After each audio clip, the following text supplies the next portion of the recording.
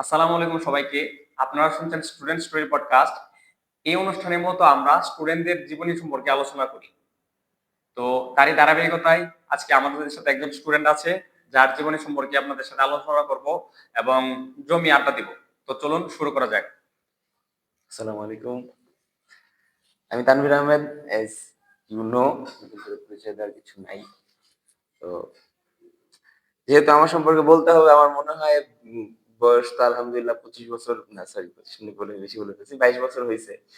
Specific ঘটনা বলা আসলে কঠিন। যদি আমাকে জানতে চাও যে কোনটা কোনটা জানার আগ্রহ আসলে আছে। আমরা যেহেতু শুরু করতেছি, তো আমরা শৈশব জীবন থেকেই আমি মনে করি শুরু করলে ভালো শৈশব হয়। জীবন আসলে ওই আমার শৈশব আমি বলতে পারবো না অনেস্টলি। আমার শৈশব বলতে পারবে যারা আমাকে ছোটবেলায় দেখছে। তো শৈশবটা বলা যাবে না, কৈশোর থেকে বলা হয়তো সম্ভব যতটুকু মনে আছে।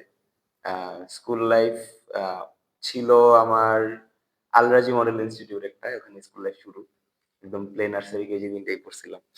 তো ওখান থেকে মনে আছে। ওখান থেকে স্কুল 3 বার চেঞ্জ হলো, এরপরে কলেজ, ভার্সিটি, এখনই তো চলতেছে আর আম কি। আপনার গ্রামের বাড়িটা মূলত কোথায় আমার ছিল গ্রামের বলবেন? বাড়ি শরীয়তপুর। আচ্ছা। শরীয়তপুর জেলার গোসাইহাট থানা। তারপর হচ্ছে স্টুডেন্ট মানে প্রাইমারি স্কুল লেভেল বা হাই স্কুল লেভেলে এরকম কোন স্টোরি কি আপনার জীবনে আছে যেটা হচ্ছে একটু আকর্ষণীয় বা আমাদের আমার সাথে শেয়ার করবেন? প্রাইমারি স্কুল লেভেলে কোনো স্টোরি নেই, কারণ আমি প্রাইমারি স্কুল লেভেলে স্কুলে যেতে চাইতাম না। এটা আমার লাইফের সবচেয়ে বড় স্টোরি। তো এই জন্য বহুত মারপিট খাইছি বাসা থেকে। যেমন আমার স্কুল লাইফে একটা ডিজাস্টারাস সিচুয়েশন ছিল আসলে, কারণ ওই টাইমে আমি একদমই অ্যাজ এ বাচ্চা, যেটা মানুষ সবাই, স্কুলে যেতে চাইতাম না। ইভেন আমার এই সিলসিলাটা অব্যাহত ছিল একদম এসএসসি আগ পর্যন্ত। এসএসসির পরে একটু একটু করে আর কি পড়ালেখা শুরু করছি বলা যায়। তার আগে ফর্মালিটি যতটুকু যাওয়া দরকার যেতাম, ওরকম ঘটনা তৈরি করার জন্য কখনো স্কুলে যাওয়া হয় না আমার সাথে। বাট হ্যাঁ, কিছু ছিল। আহ কিছু বন্ধু বান্ধব হয়তো সেটা তখন ফিল করতে পারি নাই যে আমার বন্ধুরা আছে এখন, তারা হয়তো তখন থাকবে না। ছোটখাটো কিছু ঘটনা আছে, যেমন আমার ফ্রেন্ড ছিল সাকিব। তো এই একটা ঘটনাই আছে স্কুল লাইফে আমার, যদি বলি আমি উল্লেখ করার মতো, সেটা হচ্ছে আমাদের স্কুলের পরে ওর বাসায় যেতাম। ওর তখন কম্পিউটার ছিল। আমরা যখন স্কুলে পড়ি তখন ডেস্কটপ থাকা মানে বিশাল ব্যাপার সেটা। তো ওর বাসায় যেতাম, গেমস খেলতাম, নিড ফর স্পিড, এগুলো সেগুলো খেলতাম। তো ও আবার আমার বাসায় টিভি দেখার জন্য আসতো। আমার বাসায় টিভি ছিল, ওর বাসায় কম্পিউটার, আমার বাসায় টিভি। তো টিভি দেখতে আসতো। তো এই জিনিসগুলোই মেমোরি আর কি।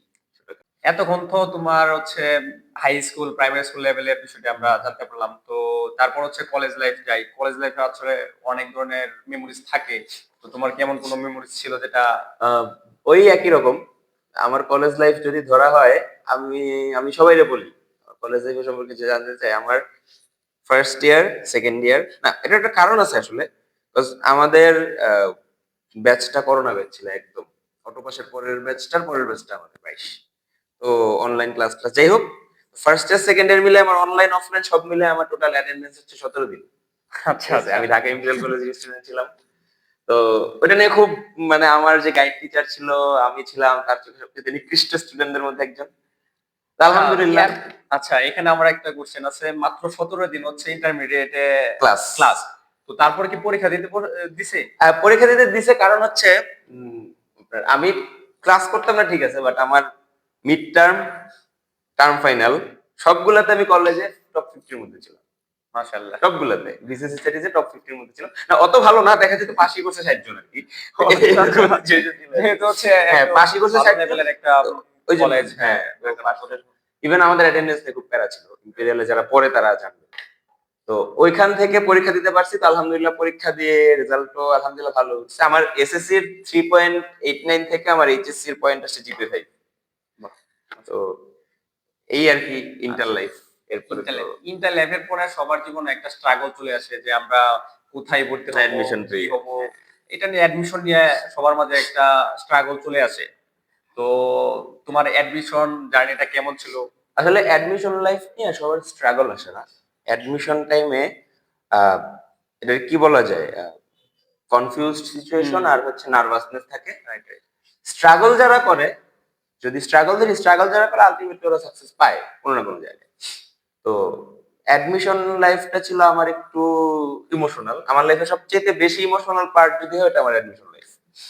এটা হচ্ছে আমার ইন্টার দেওয়ার পরে যখন আমার ইন্টার দেওয়ার আগেই বেসিক্যালি আমার আব্বুর খুব একটা বড় ড্রিম ছিল আমি ঢাবিতে পড়বো। আমার আব্বু সবসময় মানে কথা, আমার বোন ঢাবিতে পড়ছে তো ওইখান থেকে আব্বুরও ড্রিম ছিল যে আমিও ঢাবিতে পড়বো, এটা আব্বু খুব চাইতো। তো আমার আবার ওই আপুর সাথে আপনার ঢাবি যাইতে যাইতে যাইতে আমার ওই ঢাকা ইউনিভার্সিটির প্রতি একটা খুব মানে অ্যাফেকশন চলে আসছে।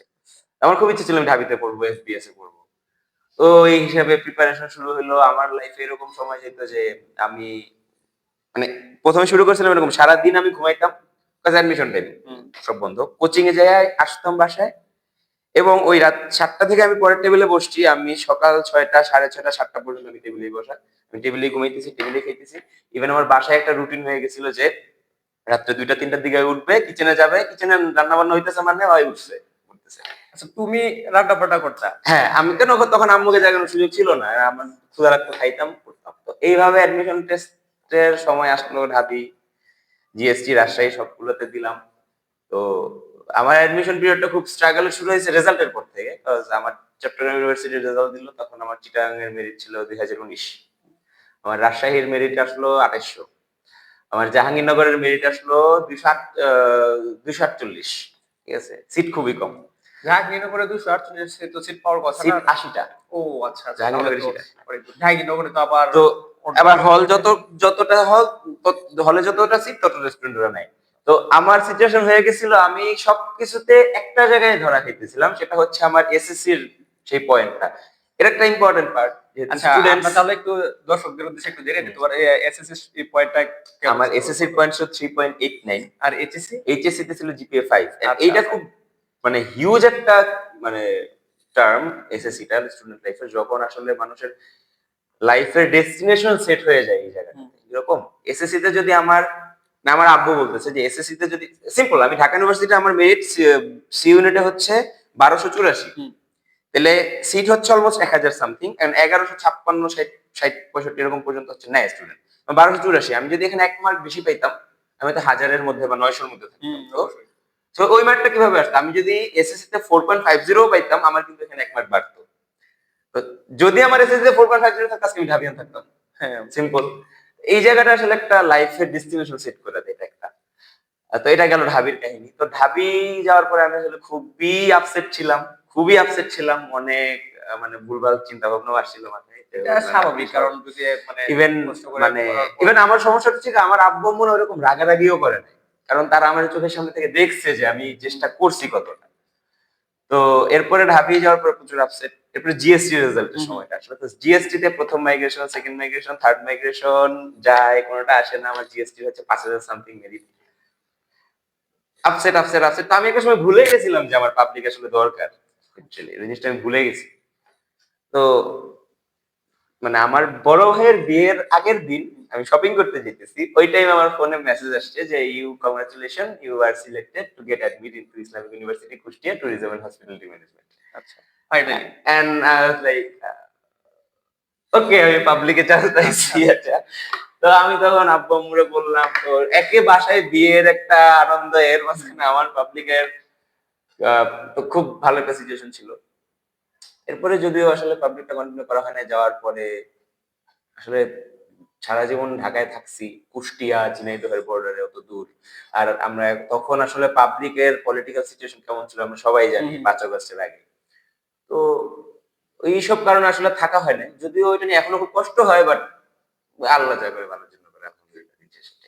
আচ্ছা, আমরা তো তোমার ইউনিভার্সিটি ভর্তির আগের বিষয়টা আসলে স্ট্রাগল সম্পর্কে জেনে ফেললাম। তো অনেকে হচ্ছে যে একটা পাবলিক ভার্সিটির জন্য অনেক স্ট্রাগল করে বা অনেকে চান্স না পেয়ে হতাশ হয়ে পড়ে। তো তাদের উদ্দেশ্যে কি তুমি কিছু বলতে চাও যে এই বিষয়টা বা এই আসলে লাইনটা পাবলিক, সম্পর্কে? আমি একটা কথা বলবো, আমাদের সমাজে একটা প্রচলিত কথা আছে যে মানে প্রচুর সমাজে প্রচলিত কথা না, এটা মডার্ন আমরাই আসলে ইনভেন্ট করছি যে পাবলিক প্রাইভেট ডাজন্ট ম্যাটার। আসলে এই কথাটা পুরোটাই ভুল। আমি যদি বলি যে আমেরিকা এন্ড রাশিয়া, ঠিক আছে, এই দুইটার কোনো ম্যাটার নেই বা মানে কোনো এফেক্ট নেই পৃথিবীতে, এটা আমি বলতে পারবো না, কারণ আমেরিকার একটা এফেক্ট একরকম, রাশিয়ার একটা এফেক্ট একরকম। দুইটাই ভালো, দুইটাই খারাপ, ঠিক আছে। প্রাইভেটে গেলে আমার একরকম লাইফস্টাইল, পাবলিকে গেলে আমার একরকম লাইফস্টাইল। পাবলিকে যারা যাইতে পারে না তারা যে জিনিসটা মিস করে সেটা হচ্ছে ক্যাম্পাস লাইফ, ঠিক আছে। আমি যেই কতটুকু সময় ইসলামিক ইউনিভার্সিটিতে কাটাইছি আমি একটা জিনিস বুঝছি, ওরা লাইক একটা ফ্যামিলি, একটা ফ্যামিলি। আমি আজকে প্রাইভেটে পড়তেছি, আমি কয়জন স্টুডেন্ট আছি, কয়জন আমার এজন্য। পাবলিকের একটা মজা হচ্ছে কি, ওখানে লাইক ভাব থাকবে যে আমি একটা ইউনিভার্সিটিতে পড়ি, এই এরিয়াটা আমার ইউনিভার্সিটির এরিয়া। ভাই চিন্তা করা যায় একটা ক্যাম্পাস 23 একরের, এটা চিটাগাং ইউনিভার্সিটির আর ক্যাম্পাস। একটা প্রাইভেট ইউনিভার্সিটি হ্যাঁ, ক্যাম্পাসে তো কতটুকু? বাংলাদেশের সবচেয়ে বড় প্রাইভেট ইউনিভার্সিটি ক্যাম্পাস ব্র্যাক কতটুকু? চিটাগাং ইউনিভার্সিটির অর্ধেকও হবে না। না, এটা একটা। সেকেন্ড হচ্ছে আর প্রচুর পরিমাণে কো কারিকুলার অ্যাক্টিভিটিস। আপনার প্রাইভেট থেকে পলিটিশিয়ান কয়টা বের হয়? প্রাইভেটে তো পলিটিক্স নিষিদ্ধ হয়ে পড়ে। প্রাইভেট থেকে, হ্যাঁ, প্রাইভেট ইউনিভার্সিটি তোমার স্মার্ট বানাবে, কিন্তু প্রাইভেট ইউনিভার্সিটি আসলে ইন্টেলেকচুয়াল বানায় কিনা এটা একটা প্রশ্ন আছে। এখন যদিও দুইটাই সমস্যা, বাট যারা চান্স পায় না তাদের জন্য বলবো আসলে ভাই আমি যদি প্রাইভেট পাবলিক ছাইরে আসতে পারি, চান্সটা বলে কি সেটাই। Doesn't matter. চান্স না পেলে এখন আমি যদি ওই উদাহরণ দেই, তোমার কেউ কি বলতে পারবে যে এই কেএফসির যে কর্নেল ছিল কোন ইউনিভার্সিটিতে পড়ছে? নোবডি নোজ ভাই। আমরা তোমার এত সিম্পলি বিল গেটস কোন ইউনিভার্সিটিতে পড়ছে? মনে আছে? পরে অনেক জায়গা থেকে ডিগ্রি নিছে ভাই, এগুলো ম্যাটার করে না। তো এইগুলো আসলে তো স্কিল যদি ভাই কারোর মধ্যে থাকে, সাকসেস আলটিমেটলি আসে। আচ্ছা, তো এটা তো গেল একটা অ্যাডভাইস। অ্যাডভাইস না, এটা লাইক আমার রিয়েল এক্সপেরিয়েন্স আচ্ছা, থেকে রিয়েল এক্সপেরিয়েন্স থেকে অ্যাডভাইস আমরা দেওয়ার মতো এই স্টেজে যাইনি না, না। তো এখন হচ্ছে, তারপর হচ্ছে তুমি ইসলাম ইউনিভার্সিটিতে ভর্তি হয়েছিলা, তারপর এখান থেকে চলে আসলা, তারপর তুমি আসলে কোন ডিসিশনটা নিলা বা আসলে ইসলাম ইউনিভার্সিটি থেকে আসার পরে আমার একটা ডিসিশন ছিল বাইরে চলে যাব, যেটা সব থাকে সব স্টুডেন্ট। বাইরে বলতে কোথায়, মানে কোন দেশে যাওয়ার ইচ্ছা বা? আমার ইচ্ছা ছিল বলতে এখনো আছে, আমার জার্মানিতে যাওয়ার খুব ইচ্ছা, জার্মানিতে ঢোকার ইচ্ছা আছে, অথবা ইউকে। তো আর আমি জানি না এটা সবার সাথে মিলে কিনা, আসলে আমার মিডল ইস্টে যাওয়ার খুব ইচ্ছা। মিডল ইস্ট আর কি, বা ইজিপ্ট, কিন্তু স্টুডেন্টদের মাঝে মিডল ইস্টে যাওয়ার প্রবণতা খুব একটা বেশি বেশি না, কারণ হচ্ছে মিডল ইস্টের লাইফটা দেখো কিরকম। আসলে না, আমরা সবকিছুতে চাকচিক্য বেশি খুঁজি। Europe, USA, Canada, green card, মানে ওখানে গেলে এতগুলো দেশের ভিসা ফ্রি, সেই আলটিমেটলি না রুটটা ভুলে যাই আমরা। ঠিক আছে, এখন আমরা যদি চিন্তা করি আমাদের মিডল ইস্টে যদি না থাকতো, আজকে বাই বর্ন আমরা মুসলিম হতে হইতাম না। হ্যাঁ, তো যার যার রিলিজিয়ন সেটা ম্যাটার করে আলাদা, বাট অ্যাজ এ মুসলিম তো আমার রুটটা তো দেখা উচিত। আমি বলবো না যে সব আমি মানে লাইক অন্য কোনো কারণে লাইক হ্যাঁ আমি যাবো মিডল ইস্টে থাকবো, আমার আমার ওই জায়গাটাতে আমার নবী রাসূলুল্লাহ ছিল। ঘুরলে তো ভাই ওই জিনিসগুলো ঘোরা যায়, তাই না? আমি এত দেশ দেশ ঘুরতেছি, আমি জার্মানি যেতেছি, প্যারিস যেতেছি 10 বার লাইফে, রোম যাইতেছি, ওইখানে কারাকাস যাইতেছি, কিন্তু আমি আলটিমেটলি একবার মক্কা গেলাম না, মদিনা গেলাম না। Like, আসলে জিনিসটা ভাল লাগে না। এই জন্য আমার মিডল ইস্টে যাওয়ার খুব ইচ্ছা, যে মিডল ইস্টে যাবো আর কি। তোমার মানে মাইন্ডসেট অন্যরকম, আরেকজনের সাথে হয়তো মিলবে না, কিন্তু আমার মতো যারা আছে তাদের সাথে আবার হ্যাঁ, কিন্তু বিশেষ করে যারা হচ্ছে দেশের বাইরে যাওয়ার প্ল্যান করে, তারা বেশিরভাগ ইউরোপ কান্ট্রি যেগুলো আছে ওইগুলোতে বেশিরভাগ যাওয়ার চেষ্টা করে, যাতে করে হচ্ছে স্টুডেন্ট লাইফে পড়াশোনার পাশাপাশি একটা আর্নিং এর সোর্স ইউরোপ থাকে। কান্ট্রিতে যাওয়ার একটা কারণ হচ্ছে কি, আমাদের দেশে ব্র্যান্ডিংটা খুব বেশি হয়েছিল। যেমন আমাদের দেশে আল হাজার ইউনিভার্সিটির কয়টা ব্র্যান্ডিং আছে, কিন্তু আল হাজার থেকে তো পড়ে আসলে লাইক বিশাল কিছু। কিন্তু আমরা করে মিজানুর রহমান আজহারি সাহেব পড়ে আসছে আল হাজার ইউনিভার্সিটি থেকে, পড়ে আসার পরে এত দাম, কিন্তু আমরা কয়জনের পড়তে পাঠাইতেছি? আমরা কিন্তু ওই মিজানুর রহমান আজহারি বানাইতে চাইতেছি না, কিন্তু যে হয়ে আসতেছে তারে নিয়ে আমরা লাফালাফি। যে নিজের চেষ্টা হয়ে আসতেছে সে আমাদের প্রাউড, কিন্তু আমরা কাউরে প্রাউড বানাইতে পাঠাইতেছি না। প্রবলেমটা এই জায়গায়। আজকে কেউ যদি ক্যামব্রিজে চান্স পায়, তারা নিয়ে সবাই খুশি যে ক্যামব্রিজ সবাই দৌড়ে ক্যামব্রিজে পড়ার জন্য, অক্সফোর্ডে পড়ার জন্য যায়। কিন্তু কয়জন স্টুডেন্টের মাইন্ডসেট থাকে যে আলাদা পড়বো, মদিনা ইউনিভার্সিটি পড়বো? থাকে না।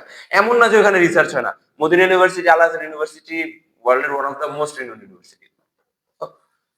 এই আর কি, সিম্পলি চাকচিক্য আর নাম।